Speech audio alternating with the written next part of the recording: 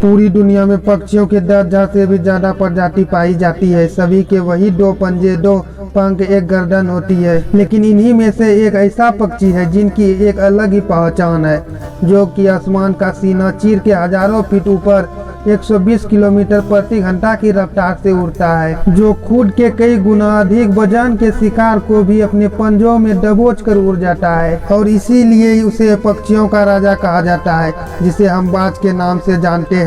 और एक बाज इतना ऊंचा मुकाम हासिल करता है अपनी ट्रेनिंग और अपनी पुनर्जन्म की वजह से। अगर आप भी इस दुनिया में एक मुकाम हासिल करना चाहते हैं तो एक बाज को बाज बनने का पूरा सफर आपको जानना बहुत जरूरी है, क्योंकि 25 से 30 की उम्र तक आने के बाद भी लोगों को रिस्क लेने से डर लगता है।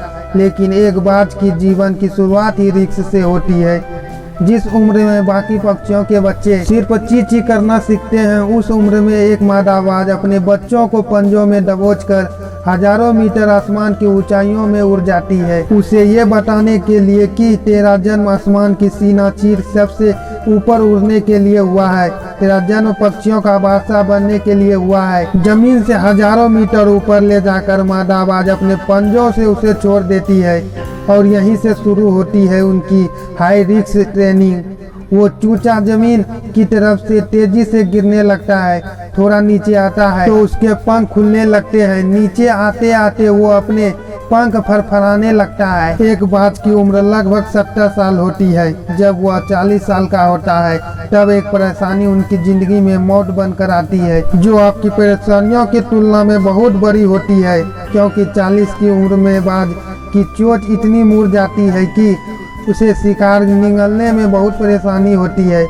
उसके पंख भारी हो जाते हैं, छाती से चिपकने लगते हैं, जिससे उड़ना बहुत मुश्किल हो जाता है। उसके पंजे लंबे और लचीले हो जाते हैं, जिससे वह शिकार को सही से नहीं पकड़ पाता। अब उस बाज के पास सिर्फ 3 रास्ते होते हैं। पहला, वो अपने शरीर को त्याग सकता है। दूसरा, गीत की तरह छोड़े हुए भोजन पर निर्भर हो जाए। और तीसरा, सबसे कठिन और पीड़ादायक रास्ता, अपने आप को पुनः स्थापित कर फिर से आसमान का सीना चीर उड़ने का। और वो तीसरे रास्ते को चुनता है और अपने पास के सबसे ऊंची चोटी पर पहुंच जाता है। वहां पर अपना घोंसला बनाता है और फिर शुरू होता है परेशानियों को जड़ से उखाड़ कर आसमान में उड़ने का सफर। वो अपनी चोंच को एक चट्टान पर मार मार कर तोड़ देता है, लहूलुहान हो जाता है और इंतजार करता है नई चोंच आने का। उसके बाद अपनी नई चोंच से अपने पंजों को काट देता है और फिर इंतजार करता है एक पंजे के उग जाने का। उसके बाद वह अपने एक एक पंख को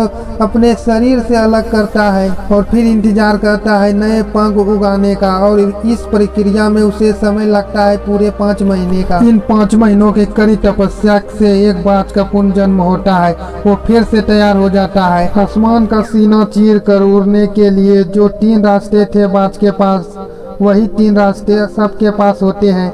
लेकिन कुछ लोग पहले रास्ते को चुनते हैं और परेशानियों को तले दबकर सुसाइड कर लेते हैं। ज्यादातर लोग दूसरे रास्ते को चुनते हैं। वो परेशानियों का बोझ पड़ते ही अपने लक्ष्य को छोड़कर एक नॉर्मल लाइफ जीने लगते हैं। और कुछ वो लोग भी होते हैं जो इस परेशानियों को लात मारकर अपनी मेहनत के दम पर बाज की तरह आसमान की बुलंदी को छूते हैं। दोस्तों, बाज की यह ट्रेनिंग हमें बहुत बड़ी सीख देती है कि अगर रिस्क लेना पड़े तो लो, कि अपने फील्ड में अपने आप को इतना ट्रेक कर लो कि उस फील्ड में आपसे ऊपर उड़ने के बारे में सोचकर लोगों के पसीने छूट जाए, तभी आप अपने फील्ड में बरसात कहलाओगे।